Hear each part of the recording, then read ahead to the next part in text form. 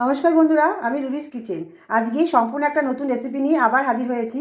দেখো, দেখতেই পাচ্ছ মাছের মাথা আমি নুন হলুদ মাখিয়ে রেখে দিয়েছি পরিষ্কার করে ধুয়ে। সাথে ডাল, ধনেপাতা, পেঁয়াজ, আদা রসুন পেস্ট আর নানা রকম গুঁড়ো মশলা, পাঁচফোড়ন, লঙ্কা, শুকনো লঙ্কা, কাঁচা লঙ্কা আর লবণ, স্বাদ মতন তেল। তেল গরম হয়ে গেছে, আমি মাছগুলো ছেড়ে দিলাম। মাছগুলো আমি ভেজে নামিয়ে আদা রসুন পেঁয়াজের পেস্টটা দিয়ে দিলাম। ভাজা হতে থাক। দেখতেই পেলে ভাজা মশলাগুলো আমি সব দিয়ে দিচ্ছি। এখন আমার মশলা কষানো হয়ে গেছে।